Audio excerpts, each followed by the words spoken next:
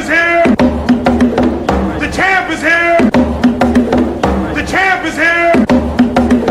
The champ is here. The champ is here. The champ is here. The champ is here. The champ is here. The champ is here. The champ is here. The champ is here.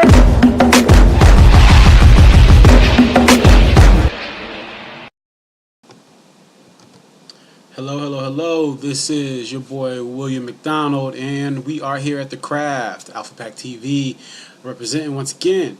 So, guys, today, you know it's not Tuesday. It might not be 2:30 when this releases, but we did have to do things a little differently because we were affected by Hurricane Irma. We did have to evacuate, so we're doing our best to bring you to this week's show. Like I said, we're going to bring you our show no matter what. We'll find a way and get it done. Next week, we'll be back at our regular scheduled time, 2:30 Eastern Time every Tuesday. My son down here hanging out, Noah McDonald. I call him Noah C. Middle name's Christopher, just like his pops. Class of 2035 down there getting his nap in. But before we get started, you already know I like to give a shout out to business partners, sponsors, and the partner of the week is FOE Entertainment, Fair One. My homeboy Jesse Ha runs FOE LLC, does an amazing job helping artists, companies, and people in the music industry get off the ground, get going, and get things done. Also, he runs a radio show, so please check out his Facebook page for the radio station. He goes live every so often.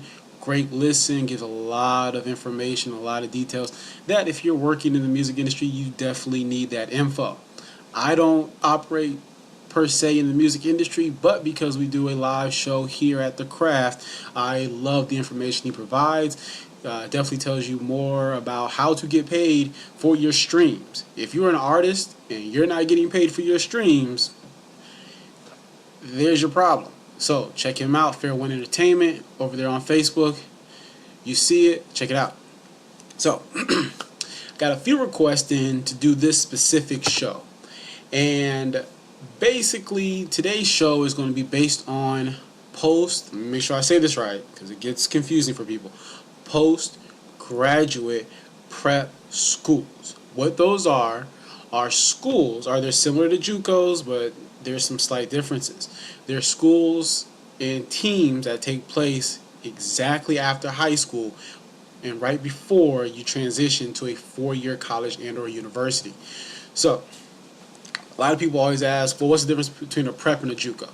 Biggest difference with a prep, if you are academically eligible when you go to the prep out of high school, if you take part-time classes there, you will not lose your NCAA or NAIA eligibility for your first year. Okay? Keywords, first year. Basically, how the NCAA works is you can take that year in order to gain extra film for guys who might have sat behind a 3-star recruit their entire time in high school. You take that extra year, you get your film, you can work on your college courses, or for some people, if your GPA is qualified and your test scores aren't, you can get your test scores up. You can take the ACT as many times as you want. You can take the SAT. You can use that time at a prep to get better academically or athletically.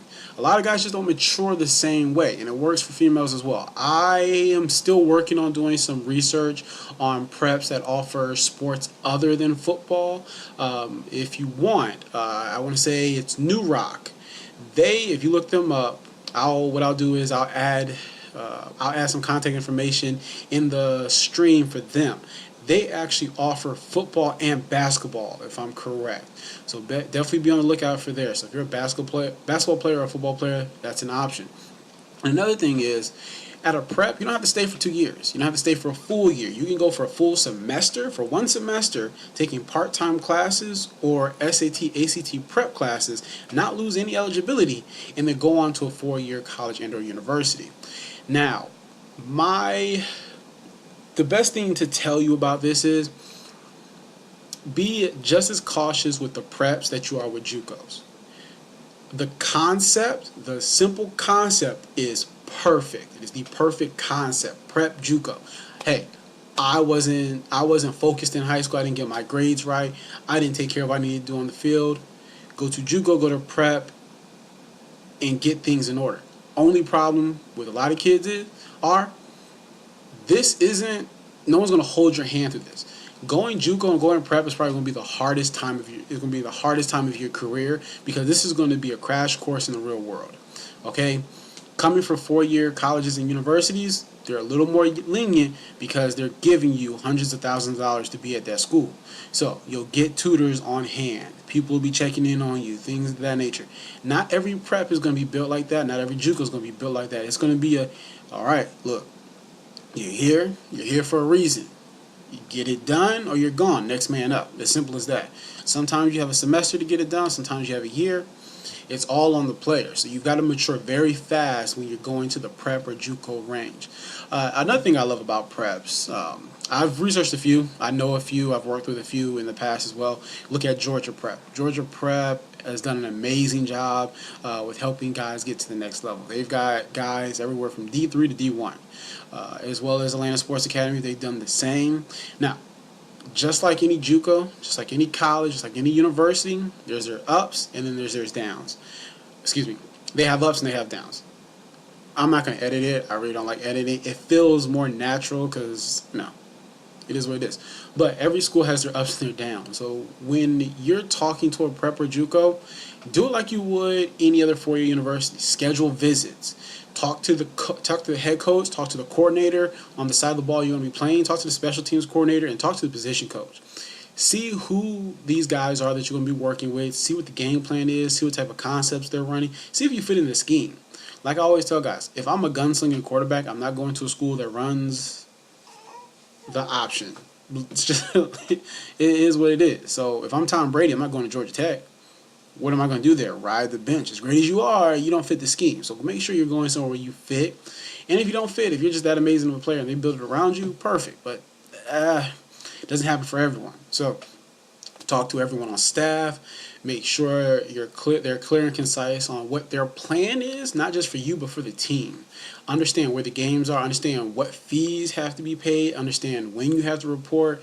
Really take hold of your time. You have to understand, like I said in the last show, you are the CEO of your brand. As the CEO, you have to make sure your business runs smoothly. Because if the business fails, you fail. And we can't have failure, and that's what Alpha Pack feels. We don't do failure. All right, guys? So basically, there's a lot of great prep schools on the East Coast. That's primarily East Coast thing because there's not a lot of JUCOs here. You have ASA Miami, ASA, New York. I think they're in New York. And that's really about it. You have Lewisburg you have Lewisburg, you have Georgia Military Academy. I think that's about it. There's not too many JUCOs on the East Coast, so the options are limited for Southern guys from Florida, North Carolina, South Carolina, things like that. A lot of kids can't afford to go out to Cali, can't afford to go out to Texas, Mississippi, or whatever, or up to the Midwest. So preps give you another option. Some prep schools will build a relationship with their local community college to offer a JUCO route. So see if that's an option. If you say, hey, prep school A, my GPA is a 2.0, but I had some Division I looks. And I know I have to get it to at least a 2.3 core. Do you guys have a relationship with a community college in your area where I can take classes for the next 2 years, get my grades on point, and then go off possibly to a Division I school?